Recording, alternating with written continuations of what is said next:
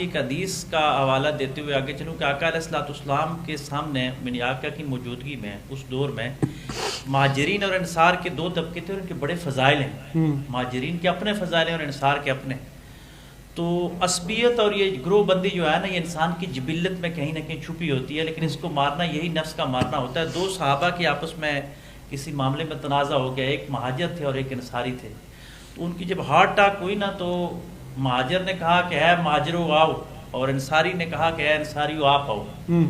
यानी ये नहीं कहा कि मैं आग पे हूँ, बल्कि अपनी अपनी कौम को कबीलों को पुकारा। जब ये बात आका अलैहिस्सलाम की बारगाह तक पहुंची तो आका अलैहिस्सलाम का चेहरा मुबारक सुर्ख हो गया और आका अलैहिस्सलाम ने फरमाया कि क्या जाहिलियत की बू अभी तक नहीं गई?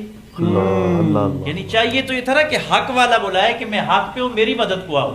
यानी आपने कबीले को बुलाया है। तो ये आज का पैगाम ये है कि हम देखें हक पे कौन है। और मैं इस बात को अगर समेटता चलूं तो फिरकों की दो इकसाम है हमारे। एक लसानियत पे फिर बात करेंगे, मैं आज नहीं बात करता, लेकिन ये याद रखिएगा बरेलवी देवबंदी ये फिरके नहीं है, ये अहले हदीस, ये स्कूल ऑफ थॉट्स हैं। जिस तरह बहुत आसानी के साथ मैं आपको बताऊं कि एक नमल यूनिवर्सिटी है, एक इस्लामिक यूनिवर्सिटी है, एक कायदे आज़म यूनिवर्सिटी है, डिग्री HEC सबकी वेरीफाई करता है, लेकिन नसाब अपना अपना है। कायदे वाला कहता है कि मैंने थोड़ा सा क्लैरिटी, उसकी अपनी होती है।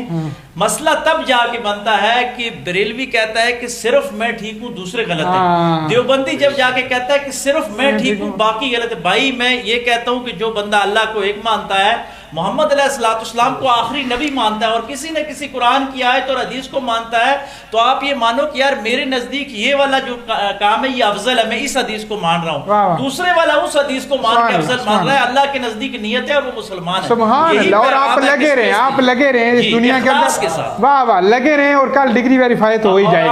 और इन्नमल अमालु बिन्नियात, अमाल का दारोमदार नियत पे, आप नियत अपनी सही रखें बस।